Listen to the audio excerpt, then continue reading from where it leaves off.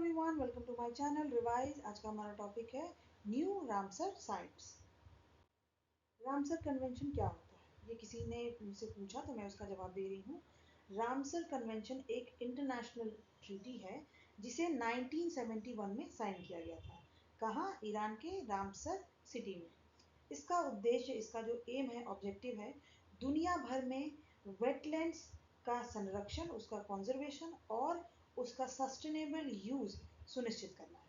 अगर इसको डेफिनेशन के तौर पे माने तो जो यहाँ पे लिखा है मैंने, area of Marsh, fan, Peatland और वाटर, नेचुरल और artificial, with water that is static और फ्लोइंग, फ्रेश, ब्रैकिश और सॉल्ट। यानी कि ऐसा कोई भी लैंड जहाँ पर लैंड और वाटर दोनों मिलते हों, चाहे वो नेचुरल स्वाम्प हो या आर्टिफिशियल पॉन्ड हो, उसी को वेटलैंड कहते हैं। और ये जो एरिया होता है, ये जो क्षेत्र होता है, इसमें तमाम तरीके के बर्ड्स, पक्षियाँ, मछलियाँ और ये तो रहते ही हैं, साथ ही साथ ये फ्लड कंट्रोल में भी बहुत काम आता है और यहाँ तक कि हमारे पीने के पानी के लिए भी बहुत ज़्यादा महत्वपूर्ण है। अब भारत का रोल क्या था रामसर कन्वेंशन में, या भारत कब इसका सिग्नेटरी बना? भारत 1982 में इस संधि पर साइन किया था भारत ने, और जुलाई 2025 यानी कि जो महीना चल रहा है, इसमें अब भारत के पास 91 रामसर साइट हो चुके हैं, प्लस 2 यानी कि 2 रामसर साइट को और जोड़ा गया है। उसको मैं आगे की स्लाइड में बताती हूँ। और ये जो एडिशन हुआ है, इसके कारण भारत में 91 साइट हो चुकी हैं, जो एशिया में सबसे अधिक और दुनिया में तीसरे स्थान पर है। इससे पहले जो 2 स्थान है वो है यूनाइटेड किंगडम, यहाँ पे 176 साइट्स हैं, और मेक्सिको में 144 साइट्स हैं। जिस रामसर साइट की बात की है मैंने पिछले स्लाइड में, यानी कि जो 2 एडिशन हुए हैं वो राजस्थान में हुए हैं, राइट।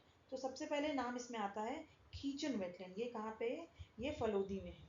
ये एक डेजर्ट वेटलैंड है। यहाँ डेमोइसेल जो क्रेन्स होती हैं ना, ये बहुत भरपूर मात्रा में पाए जाते हैं, और इसका जो IUCN स्टेटस है वो है लीस्ट कंसर्न, ठीक है। और ये जो साइट है, ये बायोडाइवर्सिटी रिच साइट है और इकोलॉजिकली बहुत यूनिक साइट है।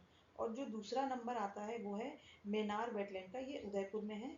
और ये किस प्रकार का वेटलैंड है? ये fresh water monsoon fed wetland है, और यहाँ पर भी कई प्रकार के पक्षी जो हैं पाए जाते हैं, जैसे कि फ्लेमिंगोज हो गए, राजहंस, सारस, है ना, हिरॉन्स, बगुले, ये सब यहाँ पे अच्छी तादाद में पाए जाते हैं।